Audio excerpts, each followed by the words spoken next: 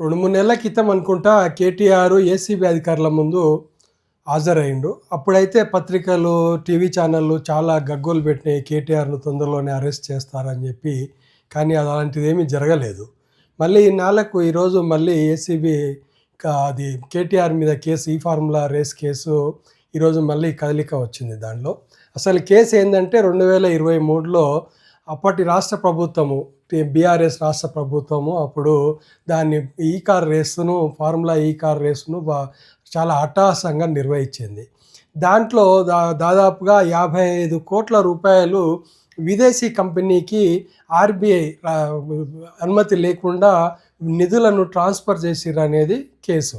ఆ కేసు గురించి కేటీఆర్ మాట్లాడుతూ లొటపీస్ కేసు, ఇదేం కేసు, ఇట్లాంటి కేసులు చాలా చూసినా, నేను ధైర్యంగా చెప్తున్నాను కదా, నేను లై డిటెక్టర్ టెస్ట్కి కూడా నేను రెడీగా ఉన్నాను, నేను ప్రజలకు జవాబు చెప్తాను కానీ నాకు వేరే ఎవరికి జవాబు చెప్పాల్సిన అవసరం లేదు, కావాలంటే ఏసీబీకి కానీ ఈడీకి కానీ నేను అన్ని విధాలుగా కూడా సహకరిస్తాను, దమ్ముంటే అరెస్ట్ చేసుకోండి, జైల్లో పెట్టండి, దానికి కూడా రెడీ అని చెప్పి కేటీఆర్ గారు ఈరోజు వీడియోలో మీడియా ముందు మాట్లాడడం చూశాను నేను. అయితే ఇందులో A1గా కేటీఆర్ ఉంటే A2గా అప్పటి చీఫ్ సెక్రటరీ అరవింద్ కుమార్ ఉన్నారు. తర్వాత ఒక చీఫ్ ఇంజనీరు బిఎల్ఎన్ రెడ్డి అని కూడా, అతన్ని కూడా A3గా చేర్చారు.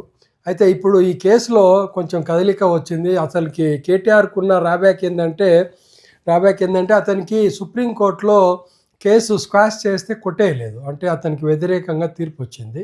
సో అతను విత్డ్రా చేసుకున్నాడు కేసు. ఇప్పుడు ఈ కదలికతోటి, అంటే ఇప్పుడు 2 కేసులు నడుస్తున్నాయి, ఒకటి ఏసీబీ కేసు, ఒకటి ఈడీ కేసు. ఒకవేళ ఇది నిజంగానే తప్పు చేసిండు అని తేలితే మాత్రం ఏసీబీ వాళ్ళు అరెస్ట్ చేయడానికి ఖచ్చితంగా ఛాన్సెస్ ఉన్నాయి దీంట్లో. ఒకవేళ, ఎందుకంటే ఇందులో పెద్దగా చెప్పుకునే తప్పు ఏం జరిగిందో మనకు తెలియదు, కానీ చట్టబద్ధంగా అయితే మనం ఆలోచించినప్పుడు మనీని ఆర్బీఐ అనుమతి లేకుండా వేరే దేశాల అకౌంట్లోకి మార్చడం అనేది మన దేశం రాజ్యాంగం ఒప్పుకోదు, మన దేశ చట్టాల రీత్యా అది తప్పు అవుతుంది. అది కానీ ఒకవేళ ఈ వాళ్ళ హవాలా కేసులో కూడా డబ్బు ట్రాన్స్ఫర్ అయినట్టుగా చెప్తున్నారు ఈరోజు. అంటే దానికి హవాలా ముడుపులు, అంటే ఒక ఎలక్ట్రల్ బాండ్స్, అంటే మనం ఎన్నికల బాండ్లు తీసి ఇచ్చినట్లు కూడా పార్టీకి తెలుస్తుంది.